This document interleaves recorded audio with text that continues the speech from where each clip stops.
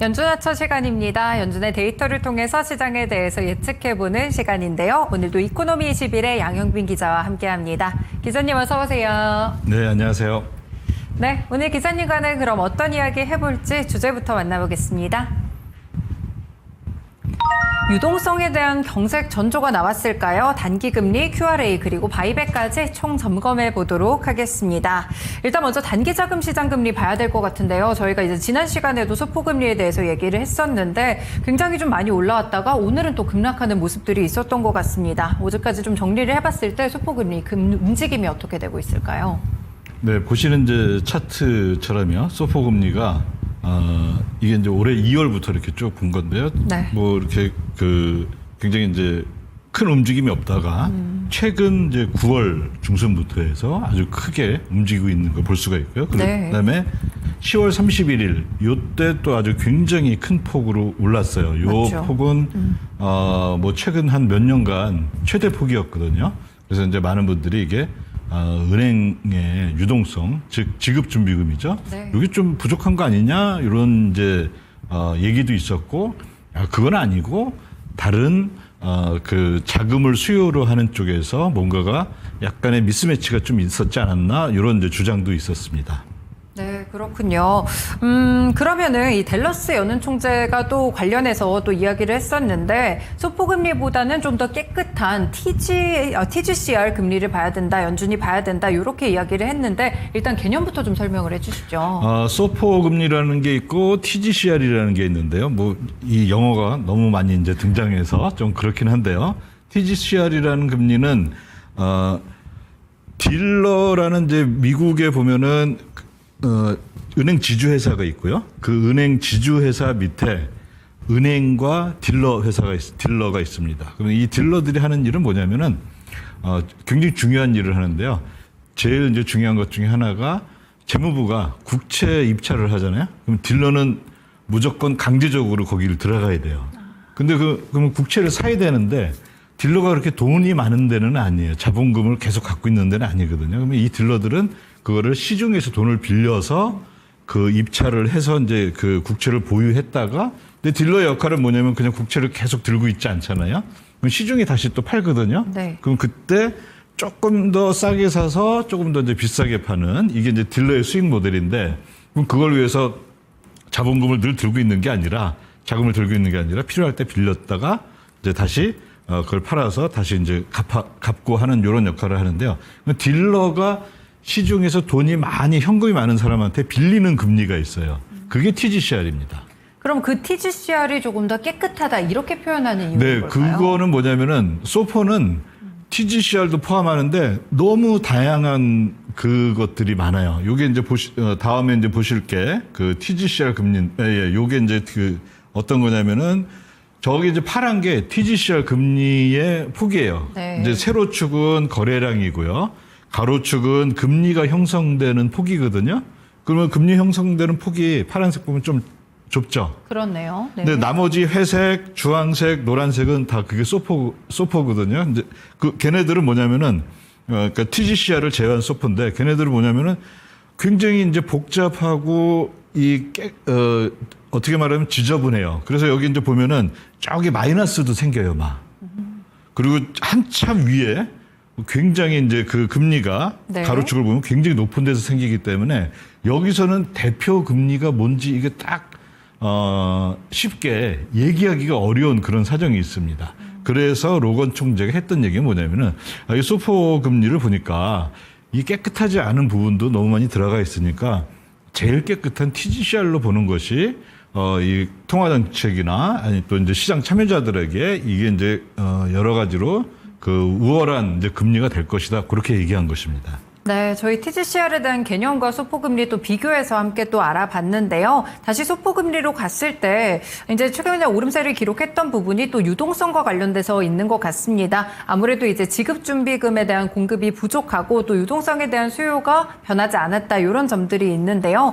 이번에 유동성이 좀 공급이 감소하고 있는 그런 이유는 어디에 있을까요? 그러니까 이게 유동성이 이제 공급이 감소했다기보다도 그거는 네. 뭐 거의 크게 전체적인 변화가 없는데 네.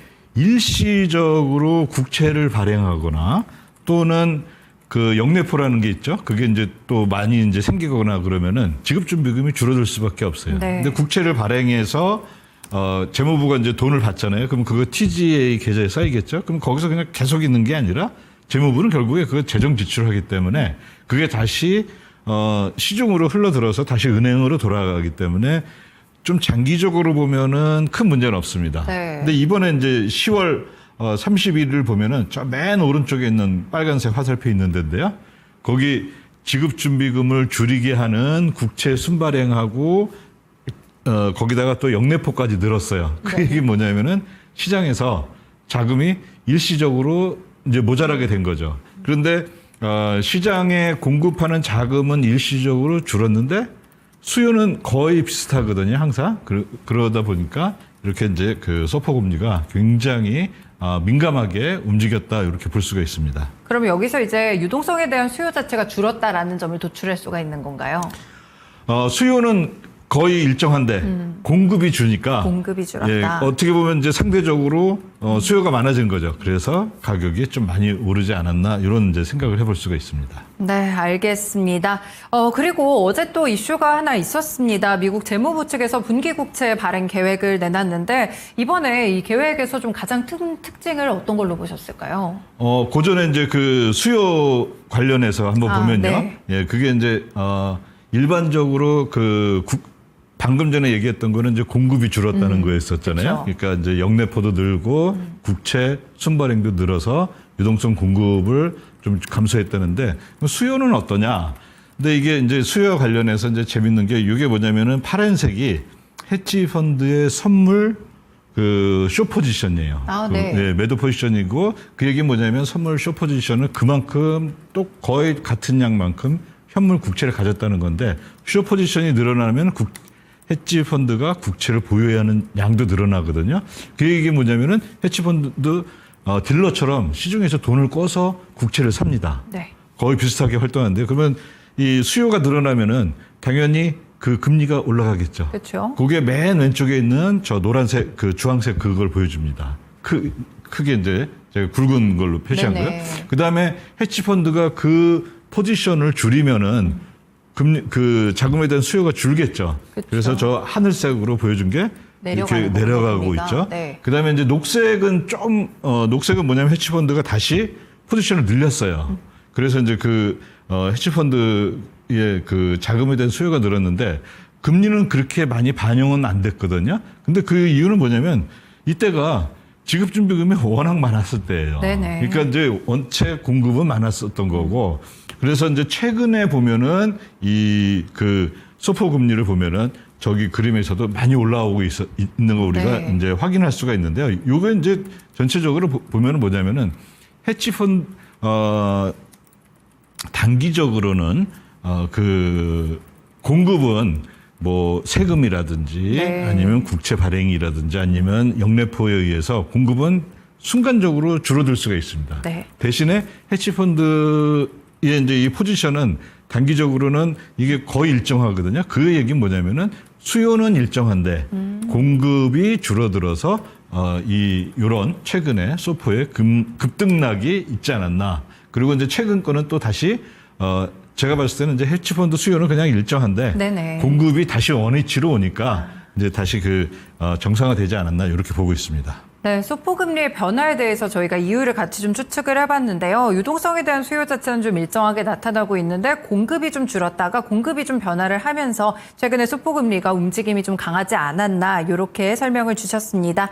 저희 그럼 다음 이슈로 넘어와서 이 재무부의 분기국채 발행 계획 다시 한번 볼게요. 이 부분이 채권 시장에도 영향을 꽤 미칠 텐데 이번에 특징 어떻게 보셨어요? 이번에 이제 특징은 이제 두 가지를 볼 수가 있는데요. 일단 이제 25년 3분기 이제 지났죠. 그러니까 7, 8, 9월이죠. 네네. 요거에 대한 이제 그 실적이 어떻게 됐나 그게 나왔습니다. 그래서 이제 지난번에 계획했던 건 뭐냐면은 단기 국채는 537. 네. 이건 이제 10억 달러 빌리언 기준입니다. 그다음에 장기 국채는 470. 요걸 발행할게 이렇게 얘기를 했어요. 지난번 QRA에서. 네네. 근데 이번에 이제 실제 했던 걸 보면은 단기 국채는 613, 좀 더 했네요. 훨씬 많이 했죠. 그러니까 76이니까 이게 760억 달러를 더한 겁니다. 그다음에 장기 국채는 470. 그거는 그대로 갔어요. 이거는 이제 과거 사례를 보면은 장기 국채는 QRA에서 했던 대로 거의 동일하게 하고 있습니다. 네네. 이번에도 그건 마찬가지인데요. 근데 단기 국채는 줄이기도 하고 늘리기도 하는데 이번에 늘리는 이걸 보면은 굉장히 많이 늘렸고요. 그다음에 네. 이제 중요한 거는 10월부터 12월까지 올해 4분기 그거잖아요. 그쵸, 그러면 그쵸. 이제 단기 국채는 167을 하기로 했고요. 장기 국채는 451 뭐 이렇게 하기로 했는데 요거를 비율로 보면은 네. 전체 발행한 거에서 단기 국채를 어느 정도 했냐? 32%. 그다음에 1분기에는 51%를 하게 되는데요. 요게 비율이 왜 중요하냐면은 네. 지금 재무부가 발행한 전체 잔고가 있잖아요. 그럼 네네. 거기에서 단기 국채가 차지하는 비율이 22%예요. 그런데 32%이 정도 했다면 물론 이게 양은 그렇게 많지는 않기 때문에 네. 전체가 지금 한 30조 달러 정도 되는데 미치는 영향은 미미하겠지만 이걸 계속 하다 보면은 이 비율이 점점점 올라가겠죠. 네. 그럼 요게 이제 의미하는 건 뭐냐면은 시중에 있는 재무부가 발행하는 단기 국채와 장기 국채가 있는데 그게 현재 22%인데 단기 국채 비율을 더 늘린다. 그 얘기 뭐냐면 일단 시중에 참여하는 여러 이제 투자자들은 기본적으로 단기 국채는 굉장히 인기가 좋습니다. 그렇죠. 네. 왜냐하면 이게 뭐 보통 이제 1개월짜리 이런 것들이 굉장히 인기가 좋은데 1개월짜리 지금 예를 들어 이제 금리 4%에 샀다. 네. 그 연준이 그 금리를 인상하든 거의 영향을 안 받습니다. 그냥 이게 약속이 된 거기 때문에. 그쵸, 네. 그런데 뭐 10년짜리다 그러면 영향이 시장에서 이제 왔다 갔다 할수 어마어마하게 있죠. 많이 네. 갔잖아요. 그래서 이게 이제 미래를 물론 가까운 미래를 예측할 수도 있고 현금 관리에 자금 관리가 굉장히 좋기 때문에 단기 국채 인기가 많은데 장기 국채는 이게 좀 한 10년 뭐 이렇게 되니까요. 네. 그러면 그 이야기는 뭐냐면은 이게 사실상 이제 제가 봤을 때는 QE라는 양적 완화의 핵심이라고 보는 거예요. 네. 그러니까 양적 완화의 핵심은 연준의 대차 대조표 지급준비금을 늘렸다. 이건 그냥 결과인 거고 더 중요한 거는 뭐냐면 민간이 가지고 있는 국채의 만기를 낮춰주는 거. 네. 근데 이게 이제 간접적으로 사실 이렇게 하는 거죠. 그러니까 QE에서 했던 건 다 장기 국채를 샀었거든요. 민간이 가지고 있었던 거를. 근데 이번 효과는 뭐냐면 조금 직접적으로 사는 건 아닌데 네. 단기 국채 발행은 늘리고 그리고 이 경제가 규모가 커짐에 따라서 장기 국채 규모도 늘려줘야 되는데 이번 QE의 특징은 뭐냐면 장기 국채 규모가 그냥 동일했어요 이전하고. 네, 네. 그런 거는 이제 보면은 그 재무부 베센트 장관이나 이쪽에서 이제 생각하는 거가 단기 국채 비율을 좀 늘리는 방향으로 가지 않았나. 요거를 이제 굉장히 진심이다. 단기 국채 늘리는데 이렇게 볼 수가 있을 것 같습니다. 네, 이번 좀 계획의 특징을 보면 인기가 좋은 단기 국채에 대한 비율을 좀 늘려서 참여도를 높여주는 점, 그러니까 양적 완화에 대한 핵심이 되지 않을까 이렇게 이야기를 들어봤습니다.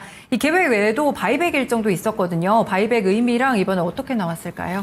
네, 바이백이라는 거는 이제 딜러가 가지고 있는 딜러가 이제 자기 재고에 방금 전에 발행했던 국채도 있을 거고, 네. 그리고 딜러가 이제 이 딜링 역할을 하다 보면은 이게 10년물인데 벌써 한 5년 지났는데 아직도 딜링이 제대로 안 된 것도 있잖아요. 네. 그러면 그 딜러한테 이게 굉장히 골치 아픈 거거든요. 그렇죠. 그 시장에서 팔려고 그래도 그걸 사는 사람은 거의 없고, 근데 그러면 이게 만기까지 가져가야 되는데 그럼 딜러의 딜링 역할이 굉장히 제한될 수밖에 네. 없습니다. 그러면 바이백이라는 건 뭐냐면은 딜러한테서 그걸 사주는 거예요. 네네. 그리고 그럼 딜러는 이제 그 남은 자금 갖고서 새로 신규 국채 입찰을 한다든지 이런 식으로 할 수가 있는데요. 지금까지 했던 거 최대 금액은 2025년 올해 2분기에 거의 네. 700억 달러, 저기 보면 이제 69.2 이 정도 이렇게 돼 있잖아요. 네네. 그 정도를 했는데 이게 지금 전체 미국 국채 규모가 한 30조 달러거든요. 네. 그럼 굉장히 작잖아요. 네. 그런데 이제 문제는 뭐냐면 그 국채 입찰은 매달 있고 그렇죠. 그 중에서 또 딜러가 참여하는 건 얼마냐? 그게 이제 파란색이거든요.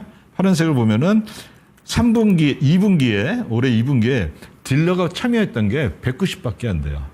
근데 네. 거기에서 70 정도를 딜러가 갖고 있었던 오래된 재고를 사줬다. 그러면 현금으로 꽂아준 거잖아요. 그렇죠. 그럼 딜러가 이걸 활용하는군요. 활용할 때 굉장히 도움이 어마어마하겠죠. 네. 그래서 요게 이제 전체 규모를 봤을 때는 딱 보면 아이 뭐 그거 갖고 뭐 해 이럴 것 같은데 실제로 보면 굉장히 도움이 될 거고. 네. 그래서 이번 이제 4분기에는 한 50 정도를 그 더 바이백을 하는 걸로 이렇게 발표가 됐습니다. 네, 바이백 자체 뭐 규모로만 보면 좀 작을 수 있겠지만 결국 딜러의 부담을 좀 줄여서 참여를 높일 수 있다. 이런 말씀이신 거죠? 네.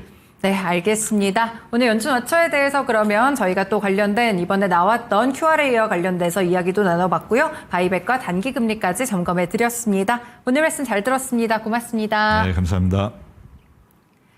네, 지금까지 연준 와처 시간이었고요. 이코노미 21의 양영빈 기자와 함께했습니다. 지금까지 다양한 투자 판단에 도움이 되는 말씀들 함께 전해드렸고요. 특정 종목의 상승 하락 보장하지는 않습니다. 네, 오늘 시장의 중심 여기서 마치겠습니다. 남은 오후장도 투자 잘하시길 바라겠습니다. 고맙습니다.